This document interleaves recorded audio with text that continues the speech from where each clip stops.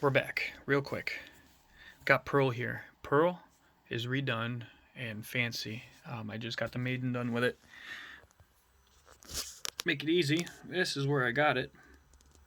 This is what it is. They will be coming out with their production one very soon. So you can see, I literally got the last one when I ordered it because it said available in limited stock. I clicked on it, was able to go into it, and then I went back to show somebody else, and it was out of stock literally 30 seconds later.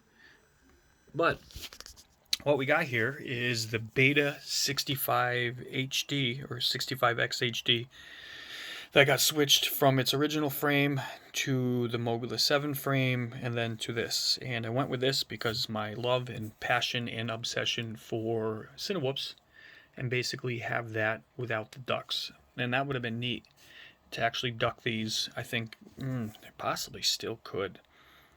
Probably could wrap something around there. I might talk to Brian. That might be a neat little 3D print thing to completely shield these in. But anyway, we're going to see how it flies compared to the flight times that I've had before, which were ballpark 230-ish plus. I know I gained a little bit more when I went to the 75mm Mobula frame versus the 65. Just a little bit easier with these guys with the bigger props. It needs to be detuned. I was in the process of that and just got bored with looking at it and playing with it. So I never really finished because when you switch from a 65 to 75, some of the filtering needs to be adjusted just a little bit, just to take out, because as soon as I put on the 75, it kind of had a little bit of a wobble in there, not a fast. Like the P gain might be a little high. I adjusted the I rates and some of the filters and all that nerdy stuff. So yeah, it was a pretty simple conversion, I guess. It was just figuring out, because there's not a heck of a lot of room in here. As you can see, I got the Ishii Nano VTX tucked in the back, and it's hot glued down, and I got some zip ties over, and that's also probably, again, I have it zip tied and I extended the wires so they're completely outside of the quad and they can't get caught up in here, and I'm sure that's why that motor decided to detonate after about 30 seconds of flight, because it just must have hit it, got tangled in it, who knows. But whatever. You got two batteries that are charging, or is it, say, almost there. I got the two cinewhoop single BT 2.0 connector. I'm going to do, like I said, some testing and see what kind of flight time I get with this. I do have another strap. I may end up cutting this off and swapping to an XT30. Maybe I can do an even bigger battery to extend the flight time, and the extra little bit of weight would add a little more momentum and stability so the wind wouldn't toss it around. It is super duper light and probably just a touch heavier than the original or the Mobula 7 style frame, but it's a much more rigid, better design. I don't think you're going to get as much vibration from the motors transferring to the flight controller, and it is well dampened in between. Probably can't see back there.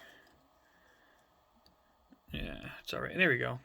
So you got the two board dampeners, and then there's a dampener between, and then there's a dampener on the bottom. So it is dampened, to say the least. You can see the wire down in here for the camera. That's about it.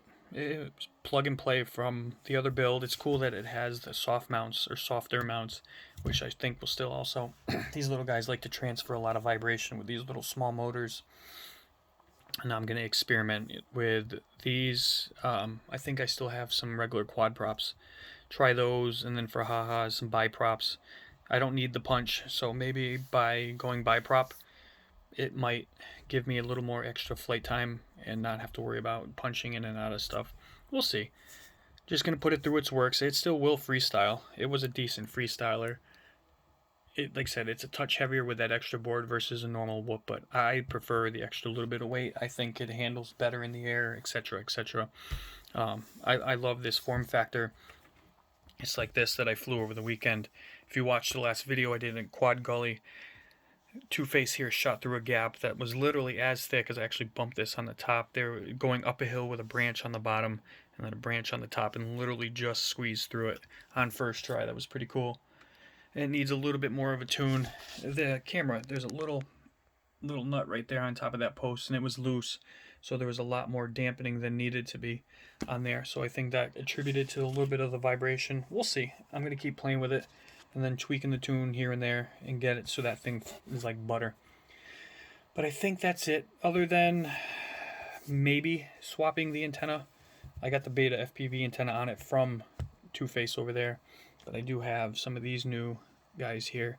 So if I have any interference or it's not working good, I'm going to add a post, zip tie post, and get it, we'll see, because this is added weight compared to anything else, or a whip antenna. I'm going to fly it in the house, which has my lower walls. Those are actually cement boards, so a good solid inch. So flying this in the inside will give me an idea of how the VTX is going to handle. If I can get it all the way upstairs into the kids' bedrooms and fly around and not have too much breakup, then it'll be fine in the woods and the leaves and stuff. So I'm going to finish that charge up real quick, get some stuff taken care of, and I'm going to go fly. So thanks for tuning in. Hope everyone's doing safe. And if you're in New England, prepare for some snow tomorrow, because we're about 4 inches tomorrow. Yeah. Can't wait to go shovel. Peace out.